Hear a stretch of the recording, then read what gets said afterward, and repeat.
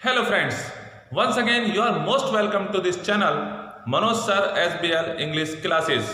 Friends, जैसा कि आप सब जानते हैं कि मैं अपने इस चैनल पर आपको किसी न किसी टॉपिक पर हिंदी से इंग्लिश अनुवाद करना सिखाता हूं। तो फ्रेंड्स, आज मैं आपको प्रेजेंट कंटिन्यूअस टेंस का अफर्मेटिव सेंटेंसेस अनुवाद करना सिखाऊंगा। तो चलिए फ्रेंड्स, वीडियो को स्टार्ट करते हैं और देखते हैं इसकी पहचान। ये भी बात आप इसमें ध्यान रखिएगा, ये टेंस बच्चों को बहुत पसंद आता है, इसका अनुवाद करना भी बहुत इजी होता है, आप आसानी से इसे सीख जाएंगे। तो देखें फ्रेंड्स, पहचान को हमने दो प्रकार में लिखा है। पहला प्रकार यह है कि इस काल यानी टेंस के वाक्यों में काम का जारी रहना पाया जाता है, यानी काम इसमें लगातार होता रहता है, परंतु काम के जारी रहने का समय नहीं दिया जाता है। यानी कि सेंटेंस में काम तो जारी रहेगा फ्रेंड्स, परंतु काम के जारी रहने का समय नहीं दिया जाता। जैसे माताजी खाना बना रही हैं, तो देखिए खाना बना रही हैं यानी काम जारी है, चल रहा है, रही से पता चल जाता, परंतु इसमें वो कब से बना रही है समय नहीं दिया जाता। अब देखें फ्रेंड्स आगे, इस टेंस को प्रेजेंट इम्परफेक्ट यानी कि वर्तमान अपूर्ण काल। अपूर्ण से मतलब क्या है? इम्परफेक्ट का मतलब होता है अपूर्ण, यानी कि इसमें काम कभी भी पूरा नहीं होता, काम चलता रहता है, ना तो शुरू होने का पता चलता ना खत्म होने का, तो ये अपूर्ण रहता है, अधूरा रहता है, तो इसलिए इसे हम इम्परफेक्ट भी कहते हैं। जैसे कि मैंने अभी आपको एग्जाम्पल दिया था माताजी वाला। अब मान लीजिए कि एक और ले लेते हैं, मैं पत्र लिख रहा हूं, यानी लिख रहा हूं पूरा ही ना हुआ अभी, तो रह गया पूर्ण ना। तो इस तरीके से इसे हम प्रेजेंट इम्परफेक्ट या प्रेजेंट प्रोग्रेसिव चलना बराबर भी कहते हैं। काम का जारी रहना प्रोग्रेसिव कहलाता है, वैसे तो प्रोग्रेस तरक्की करना कहलाता है, तो यानी काम का जारी रहना प्रेजेंट प्रोग्रेसिव भी कहते हैं। ऐसे समझ लीजिए आप, इसे प्रेजेंट प्रोग्रेसिव भी कहते हैं। अब दूसरी पहचान जो आती है वो आमतौर पे सबको पता होती है, वो हमारी शाब्दिक पहचान होती है, हम शब्दों को पढ़ करके पहचान लेते हैं। देखिएगा, इस टेंस के वाक्यों के अंत में रहा है, रही है, रहे हैं, हुआ है, हुई है, हुए हैं आदि शब्द आते हैं। ये वाले शब्द तो बहुत ही आम हैं, रहा है, रही है, रहे। बस एक ये चीज ऐसी है, कभी कभी बच्चों को फंसा देती है, हुआ है, हुई है, हुए हैं। ऐसा होता है, मैंने ऐसे देखा है कि बच्चे जब टेंस सीखते हैं और सीखने के बाद जब वो अपने एग्जाम में बैठते हैं, तो मैंने देखा है आके बच्चा शिकायत करता है कि सर मुझसे सब आता था, लेकिन ये पहला वाला सेंटेंस मेरी समझ में नहीं आया। सेंटेंस की शुरुआत इस तरह से होती है, एक कौवा पेड़ पर बैठा हुआ है, तो बैठा हुआ है। अब बच्चा वो हुआ है भूल जाता है, या हुआ है वो पढ़ नहीं पाया होता है, किसी भी कारण से हो सकता है। तो अगर कहीं कोई थोड़ी बहुत डिफिकल्टी आती है तो समझने में ये हुआ हुई में आती है, जो कि मैं आज आपकी क्लियर कर दूंगा। तो फ्रेंड्स, ये थी हमारी पहचान इस टेंस की। आशा करता हूं पहचान आपको बहुत अच्छे से समझ में आ गई होगी। अब हम आगे बढ़ते हैं और अनुवाद करने के नियम देखते हैं। तो चलिए फ्रेंड्स, देखें फ्रेंड्स अनुवाद के नियम। तो पहला रूल देखते हैं फ्रेंड्स, ही, शी, इट तथा सिंगुलर नाउन्स के साथ इज लगाकर वर्ब की फर्स्ट फॉर्म में आईएनजी जोड़ देते हैं।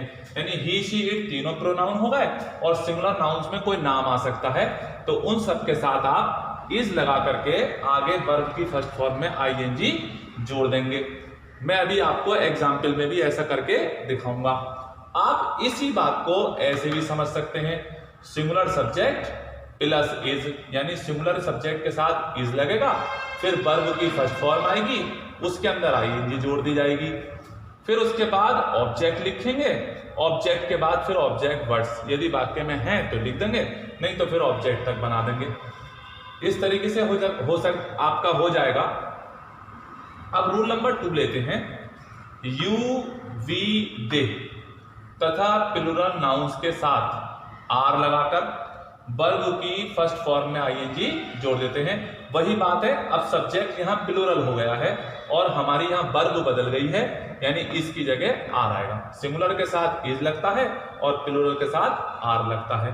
तो ये तीनों प्रोनाउन हुए और ये प्लूरल नाउन्स हुए। जैसे लड़के, लड़कियां, अगर ऐसा आता है तो वहां पर आप आर का प्रयोग करेंगे और वर्ब की फर्स्ट फॉर्म में आईएनजी जोड़ देंगे।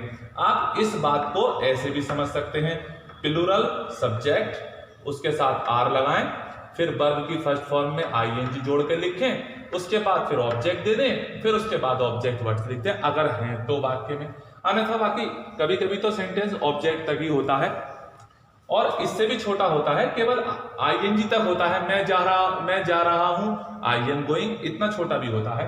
तो अब हम रूल नंबर 3 देखते हैं फ्रेंड्स।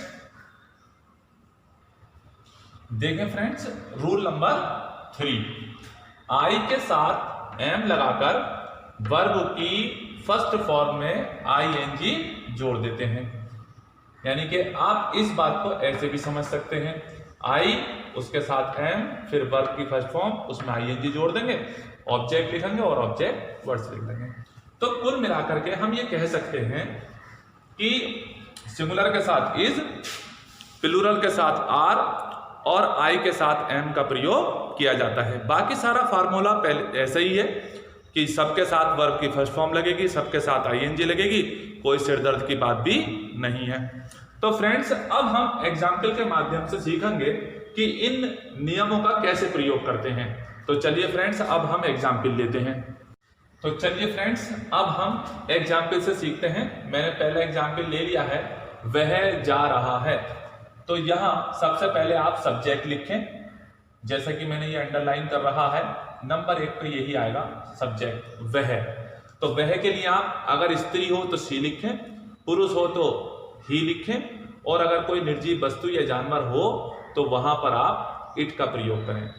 तो यहां पर हम मान लेते हैं कि वह जा रहा है, कोई पुरुष है, तो इसलिए यहां पर वह की अंग्रेजी ही लिखें। इसके तुरंत बाद पीछे जाएं, ये इस तरह से यहां पीछे जाएं है। अगर ये सिंगुलर है तो इज लगा दें, अगर ये प्लूरल है तो आर लगा दें, और उसके बाद पीछे से फिर उल्टा बना दें। तो मैंने वह लिख दिया ही, अब पीछे जा रहा हूं है, इज। ये 2 शब्द हो गए। अब हमेशा ये ऐसे करके इधर को लौटना होता है। तो ये क्या है, रहा, और ये पूरा शब्द है जा रहा।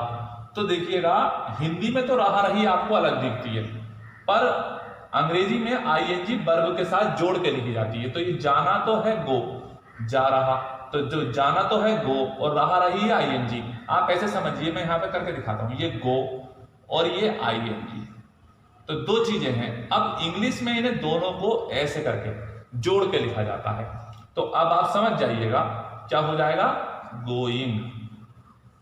ये देखिएगा, ही इज गोइंग। तो कितनी सरलता से हम इनका अनुवाद कर लेते हैं।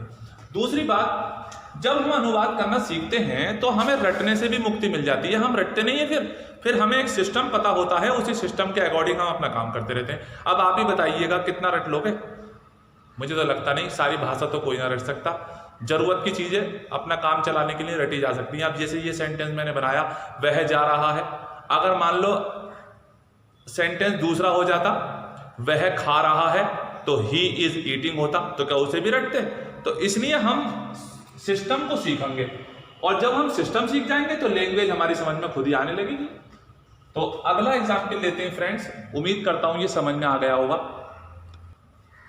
देखिए, वे जा रहे हैं, तो यहां पे वे को लिखते हैं इंग्लिश में दे। जैसा कि मैंने अभी नियम में बताया था आपको, रूल्स में, कि वे यानी कि यू, वी और दे, ये तीनों प्लूरल होते हैं और इनके साथ हैं की अंग्रेजी आर लगती है। तो हम पहले वे लिखेंगे, फिर उसके बाद पीछे जाएंगे, हैं की अंग्रेजी आर होगी, और जैसा ऊपर किया था अभी उल्टे लौटेंगे यहां से, तो जा रहे को गोइंग। तो आप देखिए कितना सिमिलर है, बस सब्जेक्ट का फर्क करके दिखाया आपको मैंने कि सिमिलर के साथ इज लगा और प्लूरल के साथ आर लगा। फिर मैं अगला एग्जाम्पल लेता हूं। देखिए, मैं जा रहा हूं, तो यहां पर सब्जेक्ट है मे, तो ये हुआ आई। अब आई के बाद पीछे को जाए, यहां मैं के बाद हूं के साथ हूं की अंग्रेजी एम, तो आई के साथ मैंने बताया था एम लगता आपको अभी, तो यहां पर देखिएगा आई एम। अब उल्टा चलेंगे, जा रहा तो गोइंग, ये इस तरीके से हमेशा इधर से इधर को चलना होता, तो आई एम गोइंग। तो 3 सेंटेंस बना के हमने क्या सीखा इन तीनों में, कि हमने देखा कि सिंगुलर के साथ इज लगा, प्लूरल के साथ आर लगा, और आई के साथ एम का प्रयोग हुआ। अब 3 चीजें कॉमन है, देखिए गोइंग इसमें कॉमन है, गोइंग इसमें कॉमन है, और गोइंग इसमें भी कॉमन है। तो अब मान लीजिए कोई व्यक्ति वह जा रहा है, अगर मैं कहूं मैं अस्पताल जा रहा हूं, तो I am going to hospital. अब जरा देर में मुझे दफ्तर जाना पड़ जा, तो I am going to my office, I am going to my school. तो इस तरीके से हम रटने से बच जाते हैं और अपने सिस्टम से अपना काम आसानी से निकाल लेते हैं। तो चलिए फ्रेंड्स, आगे बढ़ता हूं मैं। देखिए अब कैसे मैंने सेंटेंस थोड़ा चेंज किया है। वह आ रहा है, तो ये वह तो हुआ ही, फिर इसके बाद पीछे का है हुआ इज, और आ रहा आने की तो होती है कम। अब देखिए इसमें कम में सीखिए, कम में लास्ट में ई है। जब किसी वर्ब के एंड में ई होती है तो आईएनजी लगाने में ई को हटा दिया जाता है, यानी ई हटा दी जाती है, फिर आईएनजी लगाई जाती है। अब मैं एक वीडियो आपको ऐसा भी बना के दूंगा जिसमें आईएनजी लगाने के नियम होंगे। उम्मीद करता हूं 1-2 दिन में वो वीडियो आपको मिल जाएगा। तो ही इज कमिंग। अगला सेंटेंस लेते हैं, देखिएगा, मैं अब निकल रहा हूं, तो निकलने की अंग्रेजी होती है लीव, तो कैसे करेंगे, मैं आई, और हम जानते हैं हु एम। ठीक, अब इधर से निकल रहा, तो निकलने की लीव, और यहां आईएनजी लगा देंगे, लीविंग, और आगे बढ़ जाएंगे। इसके बाद क्या है, अब, नाउ। बहुत छोटे छोटे और आसान सेंटेंस होते हैं और अक्सर स्पीकिंग में काम भी आते हैं आपके।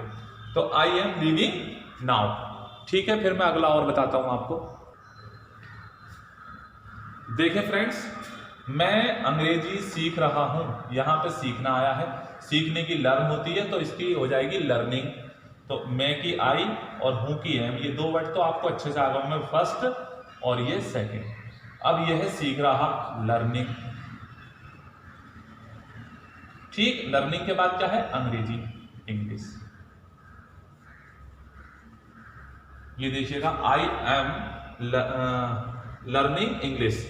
ठीक है, अगला एग्जाम्पल लेते हैं। देखें फ्रेंड्स, आप मुझे भ्रमित कर रहे हैं, भ्रमित यानी कंफ्यूज, तो यहां भ्रमित करने की कंफ्यूजिंग आ जाएगी, तो आपके लिए यू।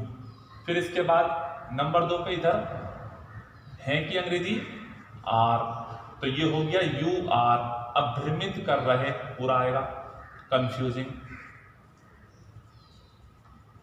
कंफ्यूजिंग, और मुझे को मी। तो आप इधर से देखें, पहले हमने ये करा, फिर इसके बाद ये करा, तो इधर की तरफ को चलते जाएंगे, आपका काम हो जाएगा। तो यू आर कंफ्यूजिंग मी। एक और लेते हैं,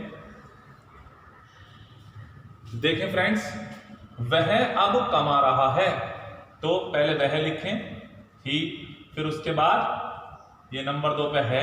अब देखो समझ गए आप अच्छे से, अब तो हर बात आ गई होगी। ही इज, अब कमाने की पता होनी चाहिए, अर्न होती है, हम कर देंगे अर्निंग, ये रही आईएनजी से रहा रहेगी, तो अर्निंग। अब के लिए नाउ, सेंटेंस तैयार हो गया, ही इज अर्निंग नाउ। अगला एग्जाम्पल लेते हैं। देखिए फ्रेंड्स,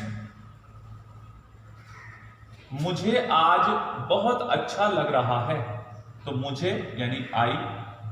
अब यहां पर है भले ही है, लेकिन इसका मतलब मैं अच्छा महसूस कर रहा हूं, तो इसलिए एम ही आएगा, आई एम, और लगने की होती है फील, तो ये हो जाएगा फीलिंग, आई एम फीलिंग। और बहुत अच्छा, मच बेटर, मच बेटर, और टुडे, आज की टुडे। ये देखिएगा, तो ये सेंटेंस तैयार हो गया, I am feeling much better today. एक और लेते हैं, देखें फ्रेंड्स, मुझे देर हो रही है, तो मुझे यानी आई, ये कहने का एक तरीका है, अर्थात यहां मुझे दिखता है पर वो है तो आई, मुझे देर हो रही है तो आई और फिर है की जगह या हूं माना जाता है एम, तो आई एम, और देर होने की आएगी गेटिंग लेट, गेटिंग लेट, इस तरीके से करना चाहिए। और आप इसे ऐसे ही बना सकते हैं, आई एम बीइंग लेट, आप इसे ऐसे भी बना सकते हैं, आई एम बीइंग लेट। अगला एग्जाम्पल लेता हूं फ्रेंड्स, देखिए फ्रेंड्स, वह कोशिश कर रहा है, तो नंबर एक तो वह की ही, फिर है की इज, और कोशिश करने की होती है ट्राई, तो ट्राई हो जाएगा TRYING, तो ही इज ट्राइंग। ठीक है फ्रेंड्स, फिर अगला लेते हैं, देखिए फ्रेंड्स, वह कुछ कह रहा है,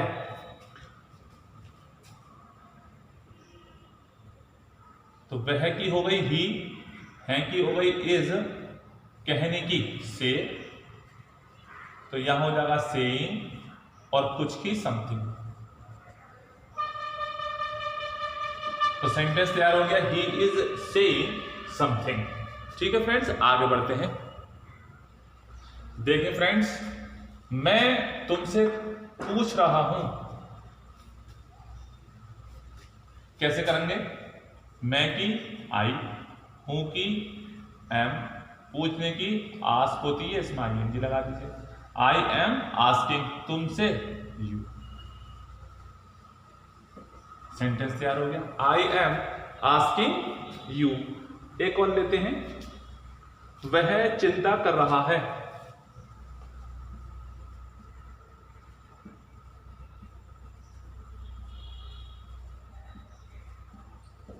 ठीक,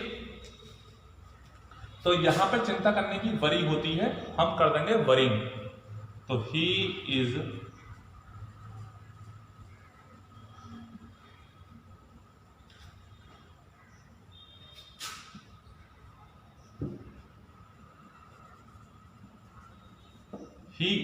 वरिंग, वह चिंता कर रहा है।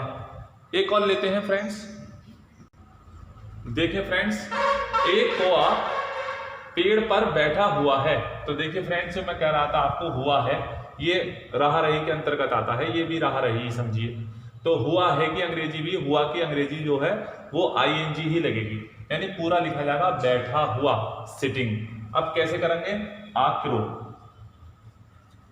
ठीक, आक्रो इज सिटिंग, ठीक। अब पेड़ पर इन द ट्री, देखिए जब पत्तों के अंदर बैठा होता है तो इन द ट्री लिखते हैं इस तरीके से, तो a crow is sitting in the tree. अगला एग्जाम्पल लेते हैं,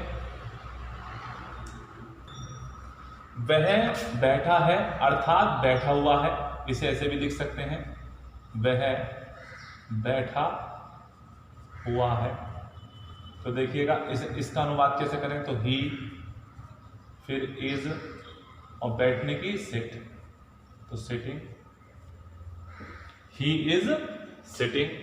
अगला एग्जाम्पल लेते हैं, देखें फ्रेंड्स, एक लास्ट एग्जाम्पल और देख लें, थक तो ना गए।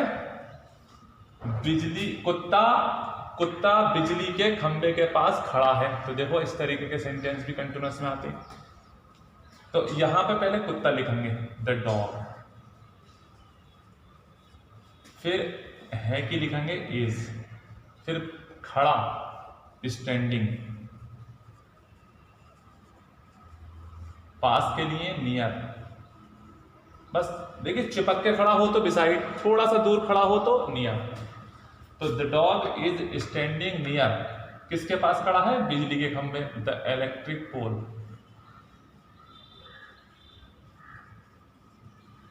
ये तो देखा फ्रेंड्स आपने, पूरा सेंटेंस पढ़ देता हूं मैं, the dog is standing near the electric pole. तो फ्रेंड्स हमने देखा कि प्रेजेंट कंटिन्यूअस टेंस का अनुवाद करना कितना सरल होता है। हमने आज केवल अफर्मेटिव सेंटेंस का ही अनुवाद करना सीखा है।